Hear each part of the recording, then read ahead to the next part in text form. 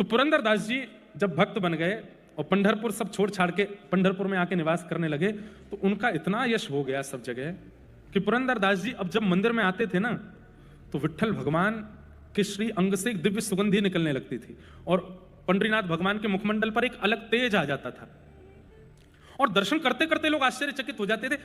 हम तो बहुत देर से देख रहे हैं, अभी तो ऐसे नहीं चमक रहे थे, अचानक से कैसे चमकने लगे। तो पुजारी जी कहते पुरंदरदास आया है, उसको देख के ठाकुर जी चमकते हैं, खुश होते हैं।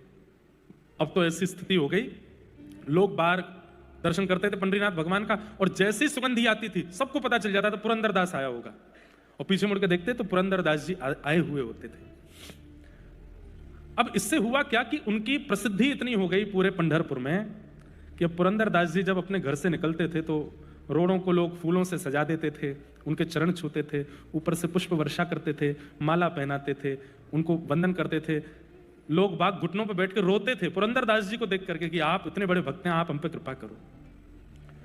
भक्ति में प्रसिद्धि मिले आपके हाथ में नहीं है, पर प्रसिद्धि को स्वीकार करना अस्वीकार करना यह आपके हाथ में है। लेकिन प्रसिद्धि को वो स्वीकार ना करे।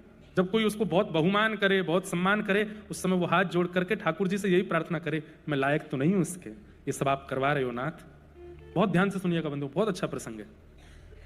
तो पुरंदरदास जी अपने घर से निकलते हाथ जोड़ते हुए, जो लोग माला पहनाते, प्रणाम करते, वंदन करते, रोते विलकते, सबको देख करके पुरंदरदास जी यही कहते, हे पंडरीनाथ, मैं इसका अधिकारी नहीं हूं, मेरा इतना सम्मान मत कराओ, मैं इसके योग्य नहीं हूं, मेरे साथ ऐसा मत करवाओ।